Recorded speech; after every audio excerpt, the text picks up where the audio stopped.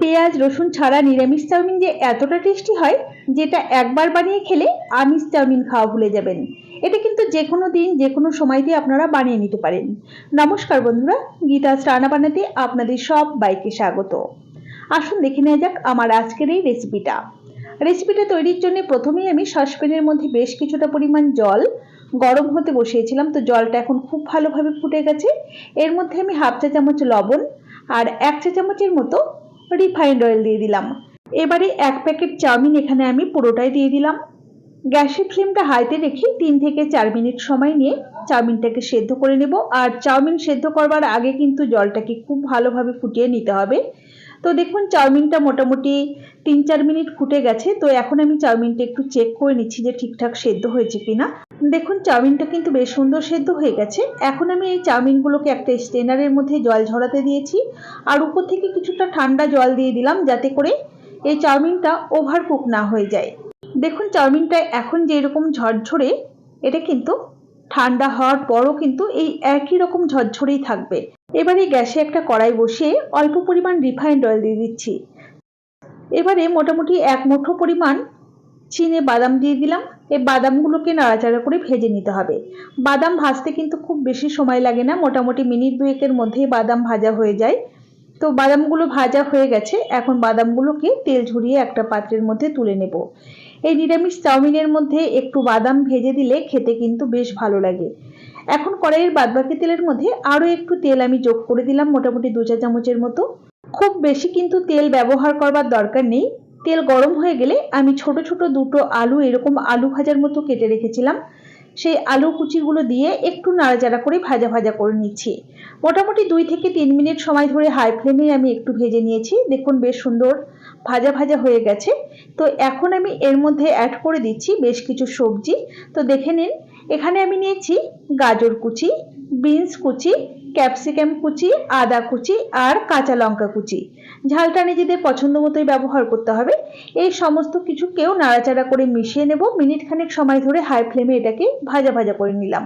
প্রথমে এরকম একটু নাড়াচাড়া করে ভাজা ভাজা করে নেওয়ার পর কিন্তু লবণটাকে অ্যাড করতে হবে। তো আমি স্বাদ মতো লবণটা অ্যাড করে দিলাম। সাথে আমি হাফ চা চামচের মতো রেড চিলি ফ্লেক্স দিয়ে দিচ্ছি। চিলি ফ্লেক্স যদি হাতের কাছে না থাকে, সেক্ষেত্রে শুকনো লঙ্কা ছোট ছোট করে কুচি করে অবশ্যই সেটাকে যোগ করতে পারেন। আবার যদি না থাকে না দিলেও চলবে, তবে দিলে স্বাদটা খুব ভালো হয়, একটু ঝাল ঝাল হয়। খুব ভালোভাবে নাড়াচাড়া করে মিশিয়ে নিয়েছি। এখন ঢাকা দিয়ে মোটামুটি মিনিট 2-3 সময় ধরে মিডিয়াম টু লো ফ্লেমে এগুলোকে রান্না করে নিলাম। সমস্ত কিছুই কিন্তু আমার এই সময়তে সেদ্ধ হয়ে গেছে। এখন আমি এর মধ্যে দিয়ে দিলাম একটা ছোট সাইজের টমেটো কুচি। টমেটো দিয়েও মোটামুটি মিনিট খানেক একটু নাড়াচাড়া করে নিচ্ছি। টমেটোটা দিলে স্বাদটা একটু টক ভাব আসবে, খেতে কিন্তু বেশ ভালো লাগবে। দেখুন 1-1.5 মিনিটের মধ্যে টমেটোটা বেশ সুন্দর মজে গেছে। এখন আমি আগে থেকে সেদ্ধ করে জল ঝরিয়ে রাখা চাউমিনগুলো দিয়ে দেবো। দেখুন চাউমিনটা এখনো কত সুন্দর ঝরঝরে রয়েছে। এটা কিন্তু সারাদিন রেখে দিলেও এরকম ঝরঝরেই থাকবে। এবারে আগে থেকে ভেজে রাখা বাদামগুলো এর মধ্যে অ্যাড করে দিলাম। সাথে হাফ চা চামচের মতো চিনি দিয়ে দিচ্ছি। এই চিনিটা দিলে টেস্টের ব্যালেন্সটা একদম ঠিকঠাক থাকবে, যেহেতু নিরামিষ চাউমিন খেতে কিন্তু দারুণ লাগবে। এখন এই সমস্ত কিছুকে মিডিয়াম ফ্লেমে খুব ভালোভাবে মিশিয়ে নিতে হবে। আপনি যদি আমার চ্যানেলের নতুন বন্ধু হয়ে থাকেন, তাহলে অবশ্যই পাশে থাকা বেল আইকন সমেত আমার চ্যানেলটাকে সাবস্ক্রাইব করে নেওয়ার অনুরোধ রইল। মোটামুটি 2 থেকে 3 মিনিটের মধ্যেই কিন্তু খুব ভালোভাবে মিশিয়ে নেওয়া হয়ে যাবে। যেহেতু আমরা এরকম কড়াইয়ের মধ্যে করছি, সেই জন্য কিন্তু মিশিয়ে নিতে একটু সময় লাগবে। আর এটা যদি কোনো ফ্ল্যাট তাওয়ার মধ্যে করা হয়, সেক্ষেত্রে কিন্তু দুটো খুন্তি দিয়ে খুব তাড়াতাড়ি মিশিয়ে নেওয়া যায়। তো দুটো খুন্তিও ব্যবহার করতে পারেন। আমি একটা দিয়ে এভাবে একটু সময় নিয়ে মিশিয়ে নিলাম। দেখুন খুব ভালোভাবে মোটামুটি মিশে এসেছে। এই সময়তে না এর মধ্যে অল্প পরিমাণ একটুখানি গোলমরিচের গুঁড়ো আমি দিয়ে দেবো। এটা কিন্তু অপশনাল, ইচ্ছে হলে দিতেও পারেন, না হলে না দিলেও চলবে। আর গোলমরিচের গুঁড়ো যদি দিতে চান, সেক্ষেত্রে এরকম শেষের দিকে অ্যাড করবেন, এতে টেস্টটা কিন্তু খুব ভালো আসবে। এখন আরও একবার খুব ভালোভাবে নাড়াচাড়া করে মিশিয়ে নেব। তারপর গ্যাসের ফ্লেম অফ করে পরিবেশন করে দেব। আমার এই সম্পূর্ণ নিরামিষ পেঁয়াজ রসুন ছাড়া চাউমিনের রেসিপিটা আপনাদের কেমন লাগলো অবশ্যই আমাকে কমেন্ট বক্সে কমেন্ট করে জানাতে ভুলবেন না যেন। ভালো লাগলে অবশ্যই একটি লাইক করবেন আর বন্ধুদের সাথে প্রচুর প্রচুর শেয়ার করবেন।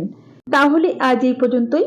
সকলে ভালো থাকবেন, সুস্থ থাকবেন। হাজির হয়ে যাব নতুন কোনো রেসিপি নিয়ে। ধন্যবাদ।